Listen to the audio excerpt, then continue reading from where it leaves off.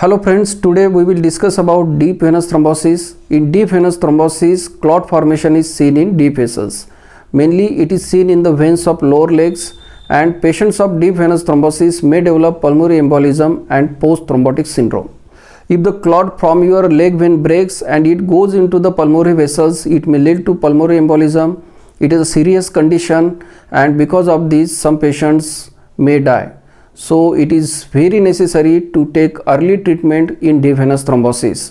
In this video we will discuss about what is deep venous thrombosis, what are the causes of deep venous thrombosis, what investigations are done, and what is the treatment of deep venous thrombosis. Myself Dr. Prashant More.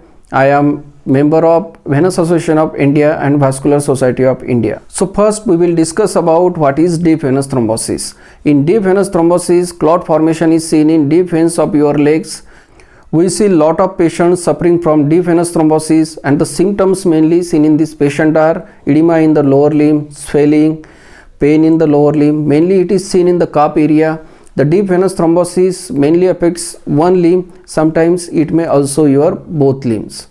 So the patients suffering from deep venous thrombosis, there are a lot of reasons why people suffer from deep venous thrombosis. Now we will discuss about what are the causes of deep venous thrombosis.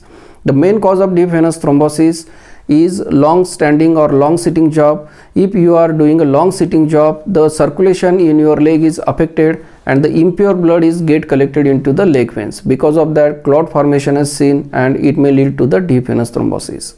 It is mainly seen in the people above 60 years of age, the pregnant ladies. Because of pregnancy, there is a compression on the inferior vena cava, the vein in your abdomen, and because of that the circulation of impure blood from legs to the heart is affected and it may lead to the deep venous thrombosis.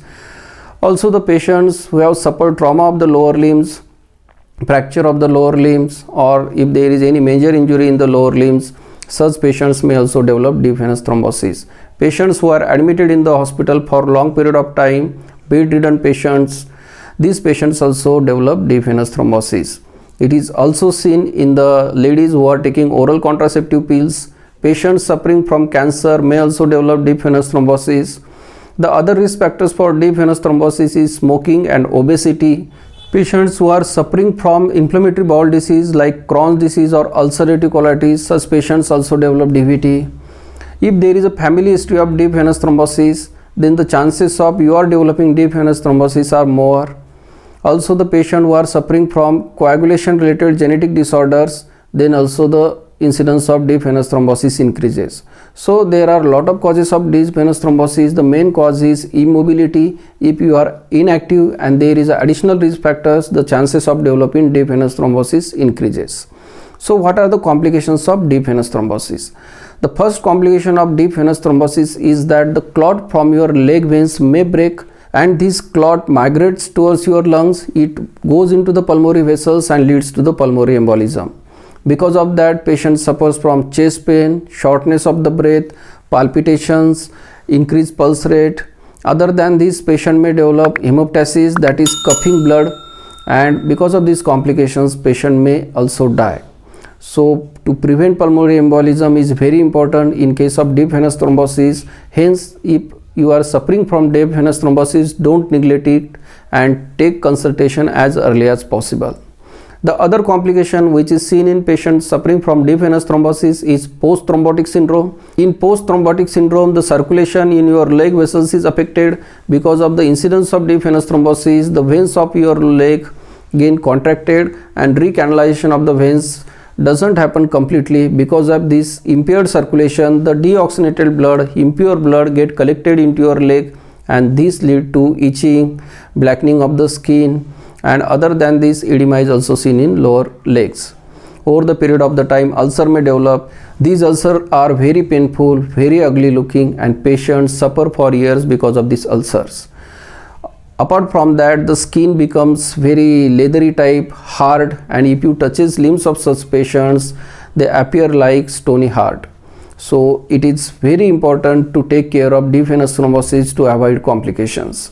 So when the patient of deep venous thrombosis comes at our hospital, we examine the patient thoroughly. We examine, we see for the symptoms, edema, pain. Then we do the investigations. D-dimer test is done. If D-dimer is increased, it is indicative of deep venous thrombosis. Other than that, we advise color Doppler of lower limb venous.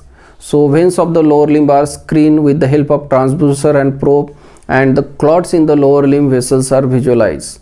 So what is the percentage of the blockage, how much veins are blocked, whether it is veins are blocked below the knee or above the knee, whether it is a proximal DVT or distal DVT. If it is involving the below knee vessel, it is called as a distal DVT. If it is involving the proximal vessels above the knee joint, it is called as a proximal DVT. The proximal DVT is more dangerous because clot from the proximal DVT can migrate easily to your lungs. The other investigation done is venography, in which dye is used. Nowadays MRI venography is also done, in which under MRI machine the veins of your lower limbs and abdomen are visualized, and this is also very good investigation to diagnose deep venous thrombosis correctly, and what is the percentage of the blockage, which vessels are involved, it is clearly seen in MRI venography. So after establishing the diagnosis of the patient, the treatment of the patient is planned. In treatment, the main goals are, the first goal is prevent further extension of the DVT. The second goal is avoid breaking of the clot because it will lead to pulmonary embolism, and third is because there are the chances that DVT may occur in future, so treatment is continued so that recurrence of DVT is not seen. So when the patient of DVT is diagnosed, then blood thinners are given to the patient, injection heparin, fondaparinux, which are given according to the condition of the patient. These injections are given for 5 to 7 days, and after that oral blood thinners are started. Oral tablets like dabigatran, acetram and warfarin are used. Friends, in warfarin and acetram there are the chances of bleeding are more, and we need to do monthly or 2 monthly investigations like INR to see whether there is a adequate amount of blood thinner is given to the patient. If the value of the INR is 2 to 3, then it means that we are giving the proper dose of the blood thinners. So in case of the warfarin acetram, the chances of incidence of bleeding is more. So nowadays newer anticoagulants like dabigatran is used. In dabigatran the chances of complications is less. Nowadays other new anticoagulants are also available like rivaroxaban, apixaban, endoxaban, and these tablets are used according to the requirement of the patient. Other than that, patient is advised to use stockings. Patient's limb is elevated. If the patient is suffering from more extensive DVT, we also do thrombolysis. So in thrombolysis, the blood clot busting drugs like streptokinase, RTPA are used. These drugs can be given by IV route or directly into the vein which is affected by DVT. So in thrombolysis, we give the blood clot busting drugs like streptokinase and RTPA. So friends, in some patients these blood thinner drugs are not tolerated. In such patients we give advice of putting IVC filter. IVC filter is put in the inferior canal of the patient so that the clot from the lower limb cannot migrate to the lungs. So the chances of developing pulmonary embolism which are decreased, because the clot, if it get dislodged from your lower limb vessels, it gets caught into the filter in the inferior vena cava. So the inferior vena cava filter is also advised to some patients who are not tolerating the blood thinners. Instead of this, we advise patient to his compression stockings. The limb of the patient is elevated. Now we will discuss what precautions patient should take at home. So patient should wear stockings for at least 2 years after the first episode of DVT.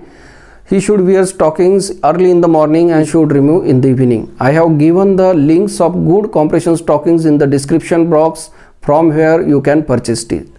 Other than this, patient should elevate his limb in the night.